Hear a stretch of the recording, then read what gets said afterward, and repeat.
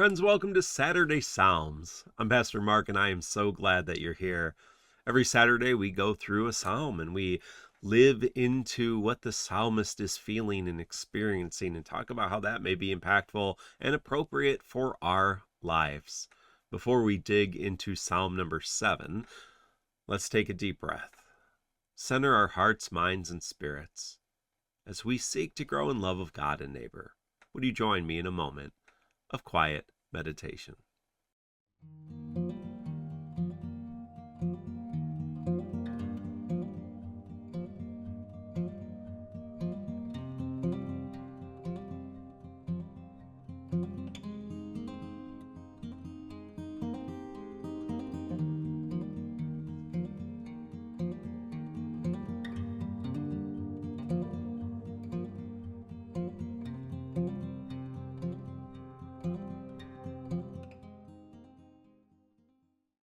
Friends, today our psalm is Psalm 7. As we look at the notes before the psalm begins, it is a Shiggaion, which is, we think, because it's also referenced in Habakkuk, it's kind of an ecstatic, erratic psalm. There's a lot of uncertainty and fury and just kind of off the, almost improv, right? Just kind of off your heart, off the cuff experience. And this specifically says it's a Psalm of David, so attributed to King David, which he sang to the Lord about Cush, a Benjaminite, a member of the tribe of Benjamin. We don't know who Cush is, but there is several theories and belief that Cush was maybe someone who worked for King Saul, or someone who hyped up King Saul, or somebody who was kind of a spy for King Saul. So King Saul, obviously, after David, King David worked for King Saul and loved his son Jonathan, but King Saul was very jealous and paranoid, and tried to kill David many times, as many other people did throughout scriptures. And so this is a song in response to something very real happening. Sometimes we talk about so-and-so's my enemy. Like, David had actual enemies, real people trying to hurt him, trying to talk bad about him. Sometimes maybe you do too, have that experience in these Psalms. Help there. So let's hear Psalm number 7.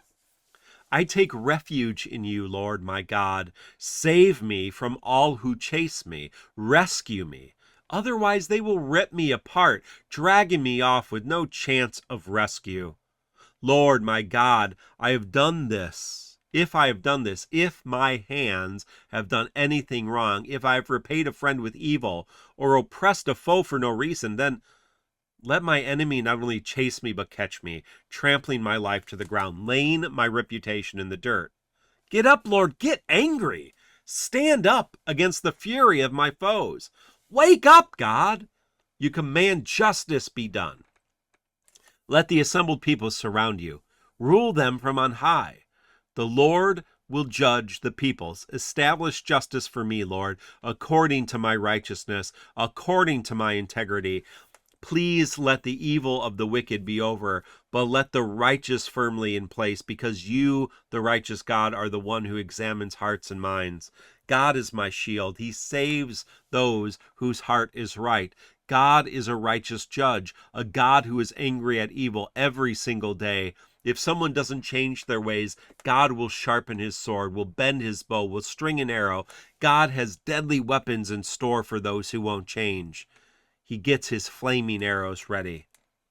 But look at how the wicked hatch evil, conceive trouble, give birth to lies. They make a pit, dig it all out, and then fall right into the hole they've made. The trouble they cause will come back on their own heads. The violence they commit will come down on their own skulls.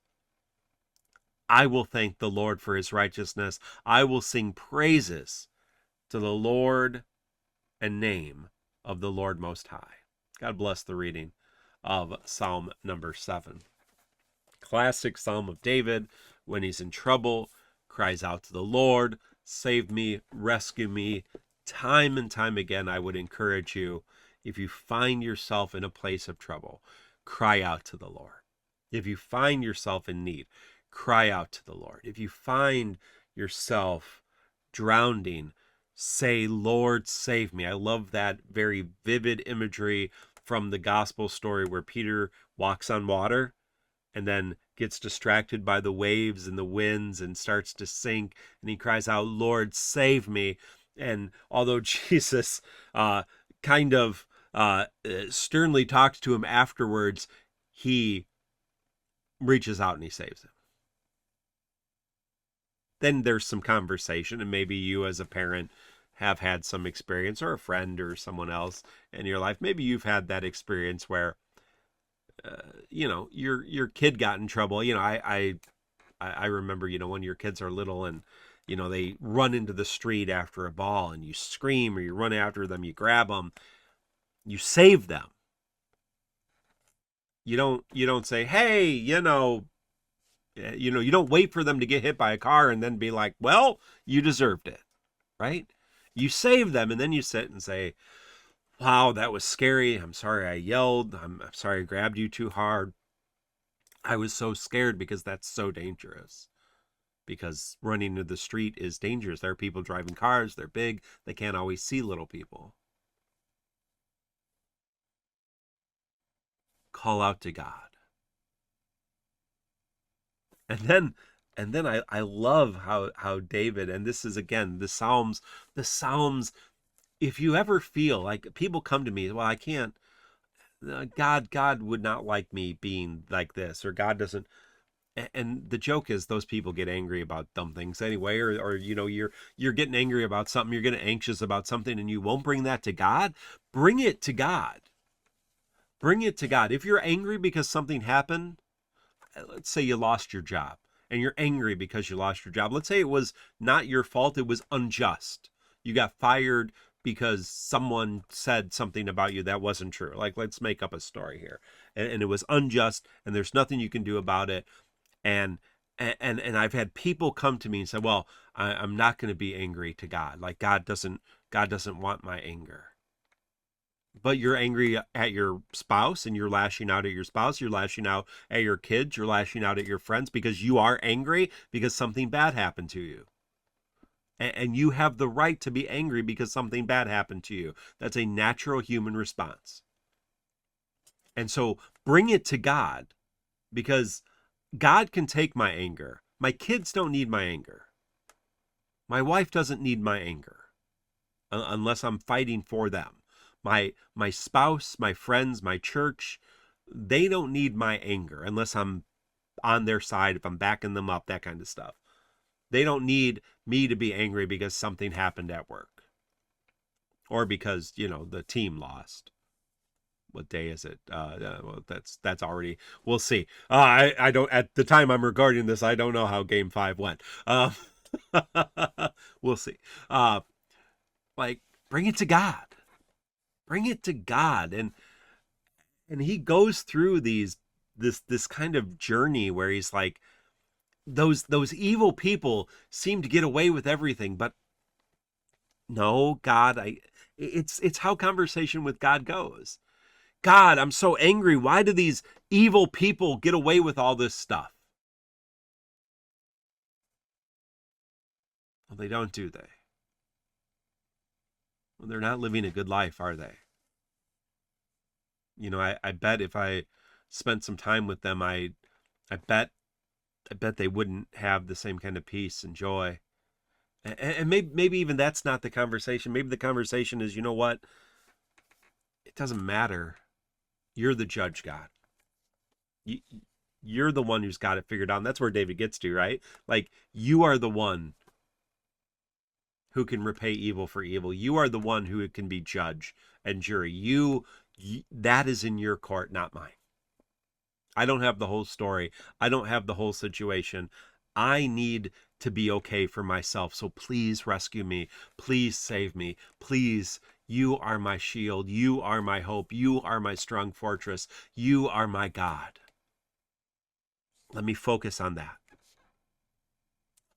And they're going to do what they do. And they'll deal with their own consequences. Keep me safe in your arms. keep me close to you.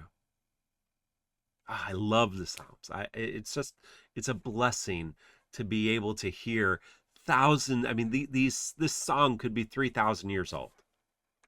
Some of the oldest music we have in recorded history, and it's no different than the music that's coming out today. People wrestling with the same things because it's the human experience. It's okay for you to feel how you're feeling, and it's okay to bring that to God.